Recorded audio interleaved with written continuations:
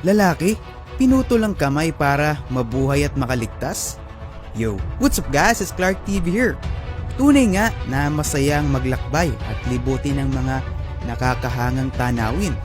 Kaya sa video na ito, pag-uusapan natin ang kwento ni Aaron Ralston at ang kanyang naging paglalakbay na napuntas sa kapahamakan at ang kanyang ginawang pagputol sa kanyang kamay para mabuhay. At lahat ng ito ay nakuhanan niya gamit ang kanyang kamera. Kaya, simulan na natin.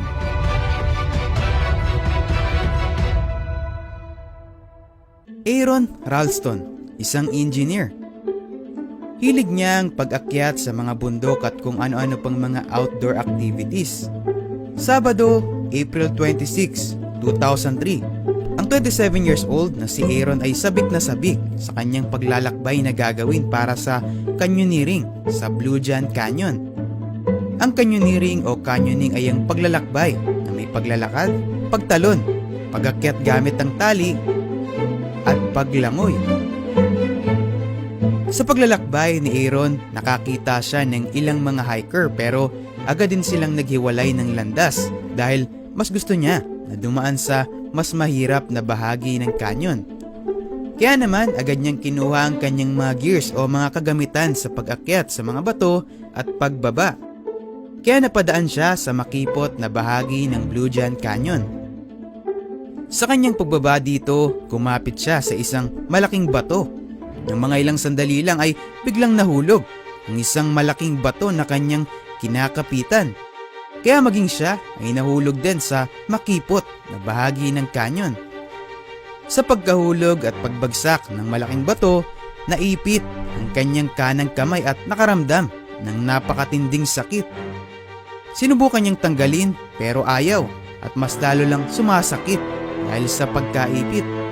Nalaman sa investigasyon na ang bato ay buwibigat ng mahigit sa 360 kilograms o katumbas ng 7 na sako ng bigas. Dahil sa matinding pagkaipit at pressure ng bato, mga ilang oras lang nakalipas, tumigil ang pagdaloy ng dugo sa bahagi ng kamay na naipit. Dahil sa ang bahagi ng braso na ito ay naipit ang kanyang mga ugat. Ano na kaya ang mangyayari sa kanya? Meron lang siyang dalang tubig na 350 milliliters at 2 burritos. Ilang araw kaya siyang tatagal sa ganitong kaunting pagkain at inumin at sa kanyang matinding kalagayan. Ang isa pa sa pinakamalaking pagkakamali na nagawa niya ay walang nakakaalam kahit isa sa kanyang pamilya o kaibigan na umalis siya at kung saan siya nagpunta. Dahil din sa kalagayan niya sa makipot na canyon, malabong may makakita sa kanya. Pinili niya din na mag-canyoning sa lugar ng Blue John dahil kakaunti o halos walang tao dito. Pagsapit ng ikatlong araw, sinubukan niyang tusok-tusukin ng kutsilyo ang boulder o malaking bato para matanggal pero walang nangyari. Sumagi naman sa isip niya na putulin ng kanyang kamay kaya naman sinubukan niyang hiwain ang balat hanggang sa laman ng kanyang braso. Sa ganitong kalagayan, ang pwesto niya din ay hindi nakaupo kundi nakatayo lang siya sa bato at nakakapit sa pader dahil sa kipot ng kanyang pinagkahulugan. Pagsapit ng ika-4 na araw, pinilit niya naman na putulin ang braso niya hanggang sa buto. Pero naisip niya din na hindi sapat ang kanyang kagamitan para maputol ito. Dito na kaya matatapos mahabang paglalakbay ni Aaron.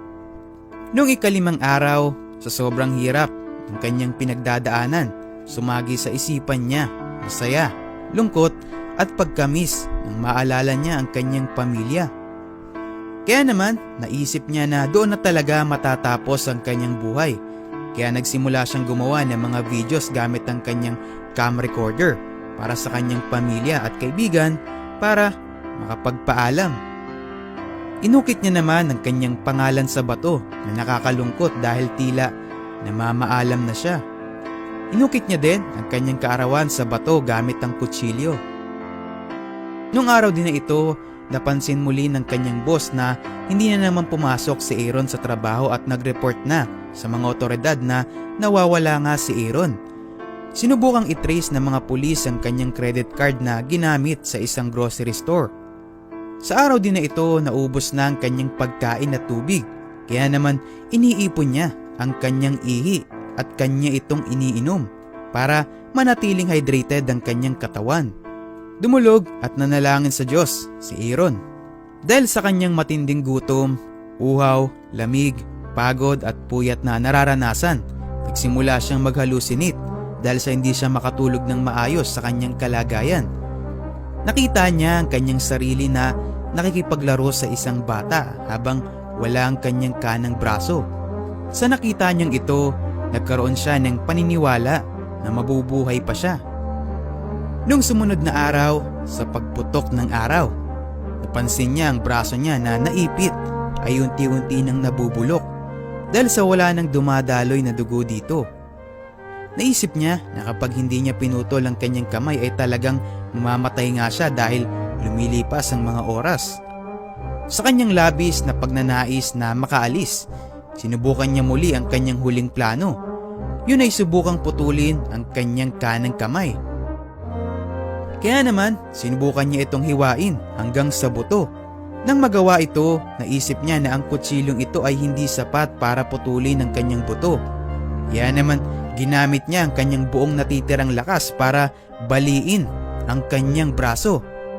Muli niyang ginamit ang kanyang kutsilyo at plais para tuluyang maputol ang kanyang braso.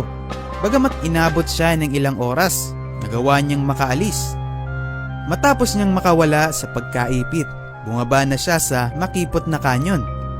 Pagkaalis dito, nag-hiking pa siya ng 13 kilometers para makaalis mula sa kanyon at makabalik sa kanyang sasakyan. Maya-maya lang, habang naglalakad siya, ay may nakasalubong siya na isang babae at lalaki kasama ang kanilang anak. Ito ay si Eric at Monique Meher, kasama ang kanilang anak na si Andy. Gulat na gulat silang nakita si Aaron sa kanyang kalagayan at puro dugo. Kaya humingi sila ng tulong sa otoridad at binigyan siya ng biskwit na Oreo at tubig. Mga ilang sandali lang ay dumating na ang helicopter at agad siyang itinakbo sa ospital. Nang makarating sa ospital, nalaman na nabawasan siya ng 18 kilograms na timbang at nawalan ng dugo na nasa 25%. Matapos ng pangyayari, ipinagpatuloy niya pa din ang kanyang hilig na mga outdoor activities at kinabitan siya ng mechanical na braso. Ang kwento ni Aaron Ralston ay isang inspirasyon na anuman ang pinagdadaanan natin sa buhay ay dapat hindi sumuko at patuloy pang lumaban. Narito pa ang quote mula kay Aaron na nagsasabi, "You'll never find your limits until you've gone too far." Kung gusto mong panoorin ang kwento ni Aaron Ralston ang detalyado, mapanood mo ito sa palabas na ang title ay 127 Hours. By the way, thank you so much kay Gabby's Adventure sa kanyang pagre-recommend ng idea para sa video na ito. Shoutout sa'yo! Make sure na panoorin mo din ang video ko na ang title naman ay lalaki na nabuhay sa gitna ng dagat ng 5 buwan o 133 days na sa ngayon ay meron ng mahigit sa 2.1 million ng views. Narito ang preview. Panoorin! Lalaki nabuhay sa gitna ng dagat ng 5 buwan o 133 days? Paano kaya ito nangyari? Yo, what's up guys? It's Clark TV here. Sa video na ito, pag-uusapan natin ng isang lalaki na nabuhay sa gitna ng dagat ng 133 days o halos 5 buwan. At paano niya kaya ito nagawa? At yan ang naalamin natin. Kaya, simulan na natin. Pero isang araw, biglang dumilim ang kalangitan. Dumating ang malakas na bagyo. Dahil dito, isa pang peligro sa kanya ay ang pagkalunod. Bagamat nagtatrabaho siya sa barko, hindi siya marunong lumangoy. Kaya delikado sa kanya kung bumaliktad ang kanyang balsa. Sa pangyayaring ito, nalaman ni Lim na 133 na araw na siyang nasa gitna ng karagatan. At nasabi lamang ni Punlim na sana ay walang sunira ng record ko. Kaya make sure na check mo din ang isa mga video ko na ito na sigurado kong mag-enjoy ka at click mo na rin ang bilog na ito para nakasubscribe ka at lagi kang updated sa mga bagong videos na may malulupit na kwento ng misteryo. So once again, this is Clark TV and I will see you guys on my next